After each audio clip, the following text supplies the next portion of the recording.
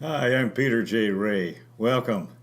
Today's topic is my favorite children's books, or to be more accurate, my favorite books for young people. My career has been as a high school teacher of English, history, and gym, and I became a teacher because I became a great lover of books, reading books myself, so that's why I wanted to be a teacher.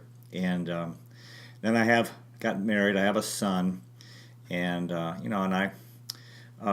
is what I was hoping as a teacher that I would help young people to love reading books.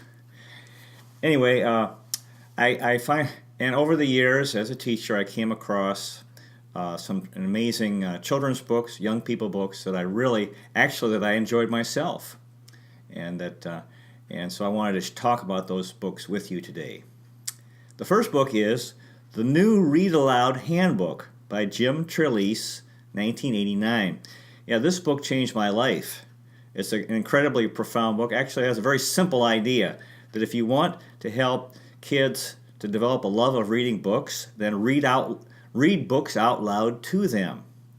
You know, children need to see books as good things and experience as, books being a positive experience. Very often, books are a negative experience for children because they don't choose the books that they read in school, and the books are often too hard, and maybe they're no good, maybe they're boring.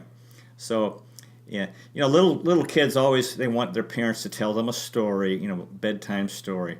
So the thing to do is with kids is to read out loud to them, definitely at night, and to do it and to read to them in a dramatic way. And it needs to be entertaining. It needs to be enjoyable. And then children will think, wow, books are good things. And books that have, a lot of books have dialogue, and then this means you need to change your voice. Sometimes talk like this, talk like a woman, or talk like this. Different voices that you need to develop. To make the entertaining, because you have to change when one character is speaking to when it's changing. The next character, you have to change your voice, and well, it has to be fun, okay? And then kids can develop a love of reading books. But actually, you need to start earlier. When I was as a high school teacher, I found that the kids that I was teaching, the students, this is in the Philippines.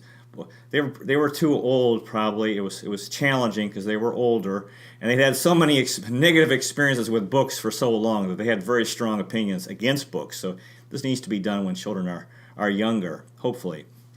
The next book is The Adventures of Captain Underpants, an epic novel by Dav Pilkey, 1997. Well, this is the first in a series. I think these books are incredible. They're very easy to read, and they're very funny. And you could read this to your child, or your child could read this, in a short period of time, in an hour or less than an hour. Really funny, really intelligent, and there's these two characters. George and Harold are two boys in elementary school. One's African American, one's European descent, and they're friends, and they get in trouble. And then there's the principal of the school is Mr. Krupp, and somehow they are able to turn him into a superhero without his knowledge. And he's just wearing his underpants, and he has a cape, and they have all these. It's so funny, and it talks about these kids in an elementary school. Really, really good. The next book is Little House on the Prairie by Laura Ingalls Wilder, 1935. Wonderful book, tremendous book, and good history as well. And this is the author's talking about her life, her childhood, as pioneers on the prairie.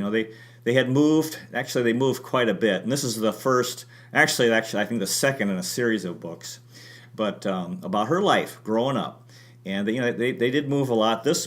And as pioneers, they were moving into land that had been Indian lands that was being taken over by European descent Americans. So she talks, they traveled in a covered wagon, the wide open spaces, the vast sky. They built their log cabin. They dug a well, and they talked about. She mentions the different birds and animals and American Indians. It's a very gentle, peaceful, soothing book. Very positive, good history, very entertaining. It's not boring. It's very well written. She did a good job of describing her childhood. And of course, they made the television series, which was very popular. And this is all these books by Laura Ingalls Wilder are wonderful. The next book is The Key by Theodore Taylor, 1969. Wow, what a wonderful book. Amazing. It's the story of a white American boy who's living in Curacao in the Dutch West Indies in the Caribbean. And he ends up with on a desert island with this man named Timothy, who's an old African descent man from the Virgin Islands. And then the two, so it's an interesting story of their relationship between this young white boy and this older black man, and they become friends, and then they survive together. They're shipwrecked on a small key. It's a very powerful book, man. And the guy, he has a different culture, and he talks about, there's the booby. He talks about this bird called a booby, and this is very, it's wonderful. It's in the Caribbean, and this friendship, and they actually survive a typhoon. They have to tie themselves to a palm tree. Really a great adventure set in the Caribbean. Wonderful relationship. Wrote a very touching book. Really loved this book. The next book is Harriet the Spy by Louise Fitzhugh, 1964. Wonderful book. Wonderful. It's a story of an 11-year-old girl who loves to write. And she's observing, and she's watching people and writing about it, and then she loses her beloved old golly. I can't remember who that is, whether it's a dog or her grandmother or somebody. She loses her old golly, her friends, and her writing, and she develops mental illness. But there is a happy ending. So, and a better title for this could be Harriet the Writer, because it's all about this girl who loves to write, and she's spying because she's observing people and then writing about it. Wonderful book. Really enjoyed this. The next book is Veronica Gantz by Marilyn Sachs, 1968. This is a great book. Veronica is this character. She's very big for her age, and she's a bully. And then there's this boy in her class or in the school named Peter Wiedmeyer who teases her, and he has a lisp, and he says Veronica Gantz doesn't wear pants. So he keeps saying this, to make fun of her and to taunt her. And then the whole book, Veronica spends the whole book trying to catch Peter, and she wants to beat him up. But she discovers that he likes her and that she likes him. So it's a very happy ending, very, very touching book. The next book is Captain Underpants and the Attack of the Talking Toilets, another epic novel by Dav Pilkey, 1999. So this is the second in the series. Very, very funny, and oh man, you'll love it. It has this flip-o-rama where you flip the pages to see some action. And in this story, these talking toilets ate the teachers, but Captain Underpants saved the world again. Captain Underpants is actually the principal. He doesn't even know, he doesn't remember the things he does as Captain Underpants, but somehow George and Harold are able to turn him into this superhero, and then he does things at their bidding. Wonderful book. The next book is Farmer Boy by Laura Ingalls Wilder, 1933. This is actually the story of Laura's husband's growing up. I guess she talked with him and wrote a book about his childhood. And it's set in 1870 in New York State. Life on the farm, a lot of physical outdoor work, and of course they have to eat a lot, because of all the work they're doing. Nature and animals. And then there's a great scene where they go to, there's a county fair, which was the kind of a highlight of the year for these, for farmers and their families. And Almanzo was just a boy, and he's there, and these other boys, one of the boys he dared him. He said, "I dare you to ask your father for a nickel." Just imagine the old days. Actually, Almanzo decides to take up the dare, so he asks his father for a nickel. Father's kind of surprised, and he says, "What do you want a nickel for?"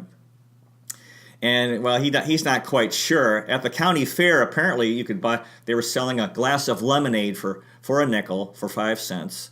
And he tells him, he says, well, Almanzo, you can take this nickel. He gives them the nickel. He says, you can take this nickel and buy a glass of lemonade and drink it and enjoy it, or you could buy a baby pig. And then, you could raise that pig, and in the future you could eventually slaughter it. So so his father says, you can buy a baby pig, and raise that pig, take care of it, and then later you could sell that pig for, you can make a profit. And so Almanzo, he really wants that glass of lemonade, or the cup of lemonade. I can't remember what he decided to do, but this is a wonderful book. The next book is The Sign of the Beaver by Elizabeth George Spear, 1983. This is an incredible book. It won the Newbery Prize. If you see a children's book or a young people book with a Newbery Award, it's this seal on the cover, you have a pretty good bet it's going to be a good book, because that means it's won this prize for children's literature. This book is set in 1768 in Maine in the United States. Just imagine, way, way back. And it's a story of a boy named Matt, who's 12 years old. And I believe his father, I don't think there were siblings, so it was just him and his... I think the mother died. At any rate, Matt was left alone in this cabin in the wilderness. His father had to go away for a period of time. And so, his father warned him about Indians. It's a wilderness. And eventually, he's there for, I don't know, at least a month, more than a month. And eventually, he does make contact with Indians. At first, he's very suspicious and scared. But eventually, they communicate, and he becomes friends with them. And he almost becomes an Indian himself, because they're very good to him. They're very nice, and he's attracted to their ways. And of course, they really know the land much better than the European descent Americans who are moving in.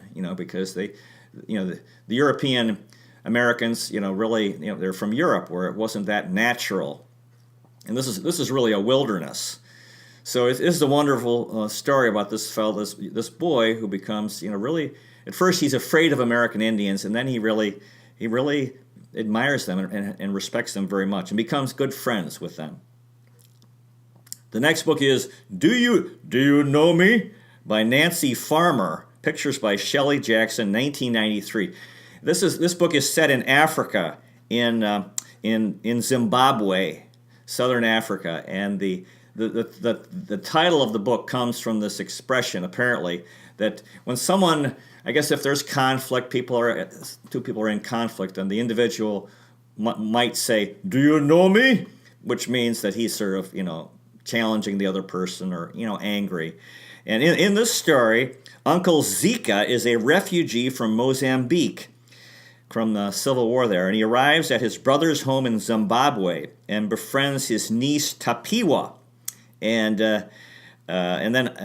then Uncle Zika is a real character, and Tapiwa's life is boring no more. And so this is a wonderful book set in Africa. It's good for kids to learn about other parts of the world. And this Uncle Zika is a funny guy. He has all these different ideas. One of them was cooking termites. He decides to make this dish with cooking termites, which he claims that can be a good meal. And they're very skeptical about it, and because actually, Africa at that time, and now and before, it's going through changes. You have this is all over the world, the rural people and the city people, and I think this Zika was like a rural guy, country guy, and then he's in the city.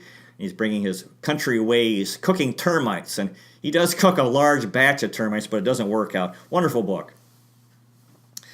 The next book is Shiloh by Phyllis Reynolds Naylor, 1991. This is a tremendous book. It's a story of a boy named Marty Preston in West Virginia. It's set in modern times, and he becomes aware of an abused dog. There's this dog that runs away from its master in the neighborhood. It's a mountainous area, and he decides to, and he becomes aware that this dog is being abused. So he decides to adopt the dog, and he knows his parents won't allow it because this is someone else's dog. So he has to keep this a secret, and I think he keeps it outside, and he takes care of the dog, and he bonds with the dog, who's really looking for someone to be good to him.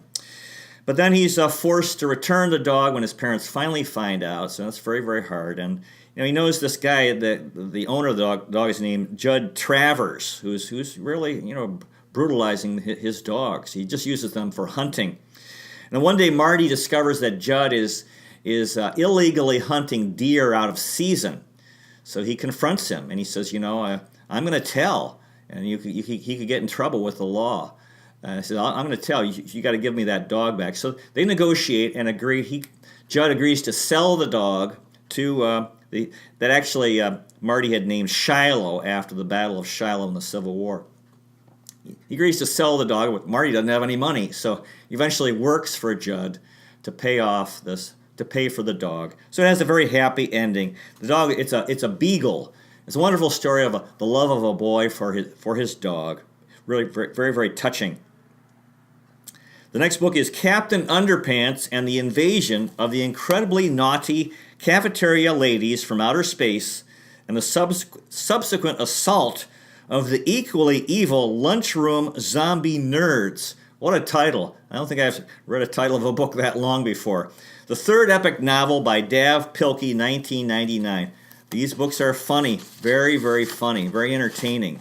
And this is another one that I highly recommend. Easy to read and will help kids have a positive experience with books. And, especially kids who are in school. It's about kids in school, these characters. The next book is Little House in the Big Woods by Laura Ingalls Wilder, 1932. Yeah, this is the first book in the Laura Ingalls Wilder series. It's set in Wisconsin, and it's her earliest years of life. Her and the people in the story are her parents, Ma and Pa, and then her older sister Mary, Laura, and then her younger sister Carrie. And she receives in the story a doll for Christmas, which is a big deal. She talks about the harvest of maple syrup, and then her father goes off he hunts deer for food. And one day the father, Pa, sees a bee and decides that he wants to get the honey. He knows where there are bees, there is honey. So I guess I don't know how he protected himself from the bees, because they don't like it when you try to take their honey away. And in this story, the father's real busy in the summer, real busy. Of course, he's clearing land and farming. They can't just live off of deer meat. But in the winter, there's not as much work to do, and so at night he has time to play his fiddle, his violin for them, and to play, make music, and to sing. So that's very nice. They really enjoy that. The next book is Indian in the Cupboard by Lynn Reed Banks, 1980. This book has 4 sequels. The character is a boy named Omri. His friend Patrick gives him a small plastic Indian figure. And then somehow he has this magic cupboard, and this little Indian toy comes to life, but it's very, very small. And then so this and the Indian has a name. His name is Little Bear. And so this is very creative. They become friends, and actually Omri has to take care of him. He has to get food, and eventually he gets a toy horse so he can have the little bear can ride a horse, and he actually ends up getting him a wife, because he's complaining about that. So it's very creative. He has to make sure that he has to protect this little Indian figure, because one day there's a rat that almost gets him. And it's an interesting cultural thing, because he's an American Indian. He has a different culture, and he himself doesn't quite understand what's going on. But he and the boy Omri develop a relationship and a friendship, and it's really nice book. The next book is Tears of a Tiger by Sharon M. Draper, 1994. What a book! And I really cried hard at the end of the book. It's a very, very heartbreaking book, very, very touching. It's a story of Robbie, who is an African-American high school basketball star who is killed in a drunk driving accident. And his friend Andy is the driver, so he has to live with this terrible guilt. And he doesn't get enough help, and he kills himself. So it's It's a very touching book, and it's very powerful, and has a strong anti-alcohol message. This is the fear of every parent of teenagers when they get into drinking and driving at the same time, and then so often young people die in car accidents because of this. So it's a wonderful book, and it also shows that when someone is, we need to really be more sensitive and help people, because in the story this boy doesn't get enough help, and this is the problem in life. Very often, well, people don't, maybe they're limited in their ability, but we really need to help people more, and to prevent these things from happening, so that people, because suicide is something terrible. Okay, the next book is A Day No Pigs Would Die by Robert Newton Peck, 1972. This is a wonderful book. It's set in the 1920s in Vermont, and it's about a Shaker people. It's like it's a religion, and they're simple farmers. And they actually, part of they raised pigs that they would slaughter, and that's mentioned in the book. For the birthday, the mother would ask this boy he's 13 years old. She'd ask him to go out and hunt a squirrel, because what they would do, he would catch the squirrel, kill the squirrel, bring it home. Then they'd cut open the squirrel's stomach and then take out the bits of acorns that the squirrel had eaten, and then wash them off, and then put them on the top of their birthday cake, for little nuts on top of birthday cakes. So that's what they did in the old days. And then he actually has a pet pig named Pinky that I can't remember if it was slaughtered or not, but that would be pretty tough, wouldn't it? And pigs are actually pretty cute. And then actually his father died when he was 13 years old. I can't remember how, but he has to become a man. And that's the title, A Day No Pigs Would Die, because his father died and they had the funeral, the memorial service. So it's a very touching book, The Old Days. The next book is Captain Underpants and the Perilous Plot of Professor Poopy Pants, the fourth epic novel by Dav Pilkey, 2000. This is a real knee slapper. This character, Professor Pippi P. Poopy Pants, is angry that everyone laughs at him, and he winds up taking over the world and giving everyone silly names. This is how he gets his revenge.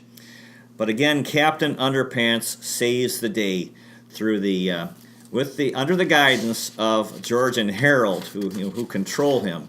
And as principal of the school, he has no idea of the things that he does, when he is Captain Underpants. The next book is On the Banks of Plum Creek by Laura Ingalls Wilder, 1932. This book is set in 1877 Minnesota. The family moved again. Seems like they kept moving. The father was restless.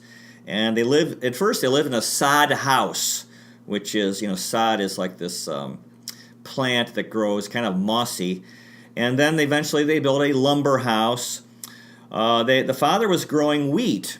And then there was a plague of locusts or grasshoppers that came and ate the crop right before harvest. So this was a disaster. That means there was no income from the harvest. So the father has to go away to work to make money. And in this book, Laura goes to town. They go to town to go to school and to go to church and to buy things at the general store. The father almost dies in a blizzard, and so the book depicts good times and hard times, plenty of work, fresh air, and open space. The old days, this is good history. Good, the good old days. The next book is Sparrowhawk Red by Ben McCalson, 1993. This is an incredible book. The main character is Ricky Diaz, who is a 12-year-old Mexican-American living in Arizona. His mother is killed by drug dealers. And apparently it was connected because his father worked for the DEA, the department the guys in the government that were fighting drug trafficking. And so Ricky, his mother's been killed by drug dealers. He decides to fight them. So he travels into Mexico, and he wants to fight drug dealers. He wants to do something because he's so upset about it. And in the story, he ended up stealing an airplane from drug dealers using radar detector. So it's a big adventure, and very heroic story that this boy, what he does to try to fight back against drug dealers. The next book is Julie of the Wolves by Jean Craighead George, 1972. Jean Craighead George is a wonderful author, and all the books deal with animals and nature, and and this is an incredible book. In the story, this character she's a 13-year-old Eskimo girl named Miax, and she becomes a pen pal with a girl in San Francisco, and takes and takes the name Julie. That's her pen name. And so it takes place in Alaska, and one day Julie gets lost in the wilderness. This is very, very dangerous situation. You can definitely die. Die of the cold, but she ends up surviving by joining a wolf pack. There's a wolf pack that she encounters, and she has to be very patient. She wins their trust, and this kind of shows that the wolves are good. They're not, if they're not vicious, and she ends up. She just imagine she joins the wolf. Of course, they know she's not a wolf, but they accept her, and she gets food from them because they have food, and this is how she survives. Tremendous, incredible story. The next book is In the Year of the Boar and Jackie Robinson by Bet Bow Lord, 1984. Wonderful book. This is set in Brooklyn, New York City in the 1950s. The main character is a Chinese immigrant girl who, their family it's about this Chinese family and this girl in particular they moved from China to Brooklyn, New York. And so it's all about this girl's experience. It's a big adjustment. She misses China, misses all her relatives in China and her life in China, and it's a different culture. She's going to school, and it's really a tough thing for her. And she becomes a big Brooklyn Dodgers fan, specifically Jackie Robinson, who was, this pioneer, and she feels she has something in common with him because they're both outsiders, and he's an African American, and still there were very few African Americans playing. And she becomes a big Brooklyn Dodgers fan, listening to the games on the radio and rooting for them and supporting them. And so this is all about the immigrant experience. What immigrants go through, leaving their culture, leaving their family, their culture behind. And very, very fine book. The next book is Captain Underpants and the Wrath of the Wicked Wedgie Woman, the fifth epic novel by Dav Pilkey, 2001. Well, in this story, Ms. Ribble is a very mean teacher who is retiring. And then George and Harold play a prank, which leads to Ms. Ribble and Mr. Krupp getting married. Mr. Krupp's the principal, and he turns into Captain Underpants. So anyway, somehow she turns into Wedgie Woman and terrorizes the world. But Captain Underpants saves the day. He always says tra-la-la when he's working as a superhero. The next book is The Long Winter by Laura Ingalls Wilder, 1940. This book is set in 1881 in the Dakota Territory. I wasn't able to figure out if it was North or South Dakota. And it's about the winter in a very small town there. In the story, the people in the town, they nearly freeze to death and starve to death during this very, very cold, long winter. So it's hard times, endless blizzards. And they end up having to twist hay to burn for heat and grinding wheat for food. Her father, Laura's father, Almanzo Wilder, saves the town when he risks his life to get wheat on a nearby farm and nearly freezes to death. So this is really dramatic. This is the history of America and what people went through in the old days, back in the 1880s. The next book is Dakota Dream by James Bennett, 1994.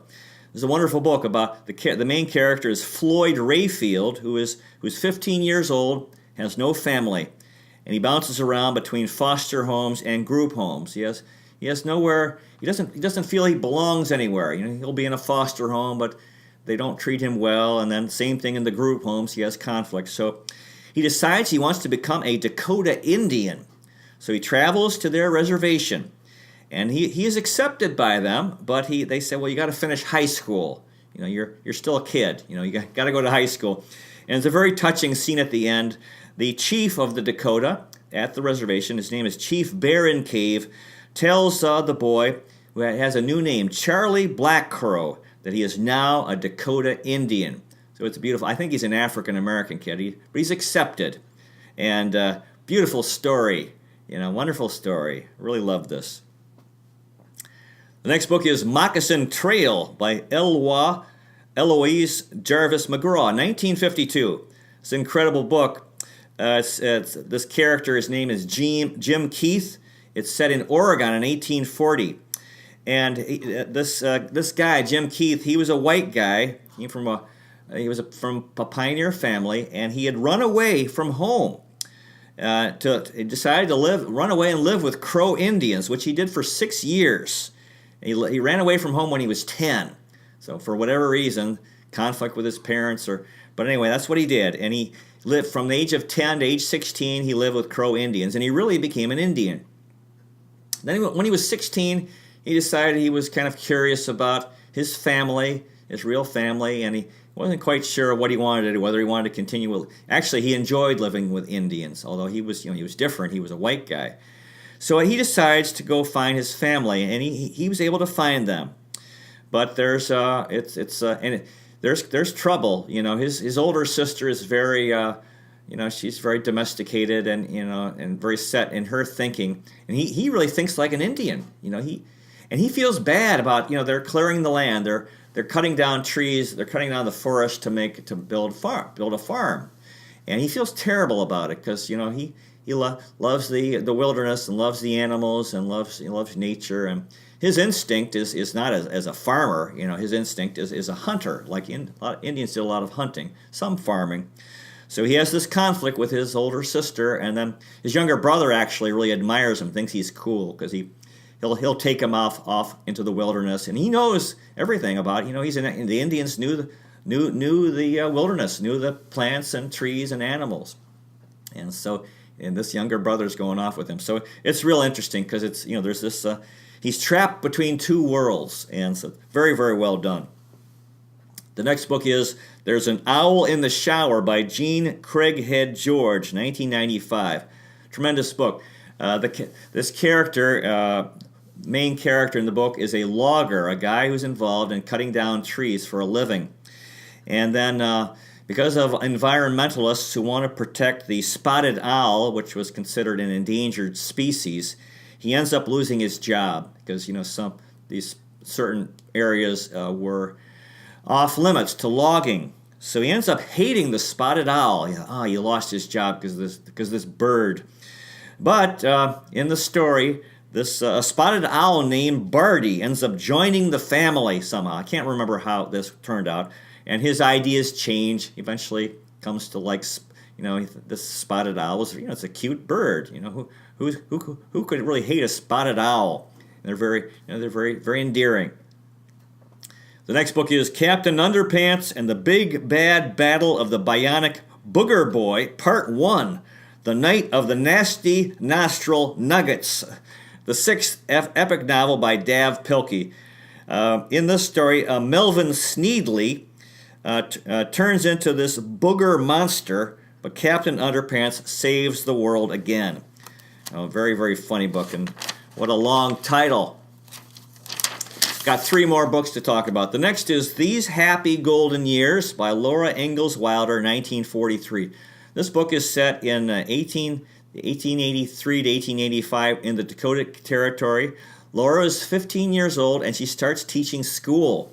That's how it was back then, because there are not that many people had education, and people needed to work to help the family. So this is what she does, and she ends up teaching in a school, and she can't live at home because it's too far away. So she lives with this couple, and the woman is very mean, and the husband is quiet. So she has a hard time. And the house is really not very well heated. So after work, she comes home and eats and goes to bed pretty much. But she does come home on weekends to see Ma and Pa. Her sister Mary, who became blind, is away at college. And then they get into the origin of Jingle Bells. That actually it originated in these towns where young men and women would court. and they would have this. They would, and to travel in winter, it would be, this is before automobiles, and trains couldn't take you everywhere. So these sleighs were developed, which were carried, powered by horses, and for fun, people would they would ride in a one-horse open sleigh. Jingle! Oh, what fun it is to ride in a one-horse open sleigh. They would be in the town, and they go out in the country riding in this. It was part of the courting process of young men and women. So this is the origin of Jingle Bells. The next book is Goodbye Vietnam by Gloria Whalen, 1992. It's the story of a Vietnamese family after the Vietnam War. A lot of the South Vietnamese had to leave because of oppression by the new government, which was dominated basically by North Vietnam. So there was, and that's why so many of them left. So many South Vietnamese left the country, and by boat. This is the story of this family. They're one of the people these boat people, and they survive weeks on a boat, become refugees in Hong Kong, and then come to America. So they'd been through a lot: the Vietnam War, and then oppression after the war, and then trying to survive in the ocean, and being in a refugee camp in Hong Kong, and then coming to America, and adjusting to this cultural adjustment that they had to make. Wonderful book.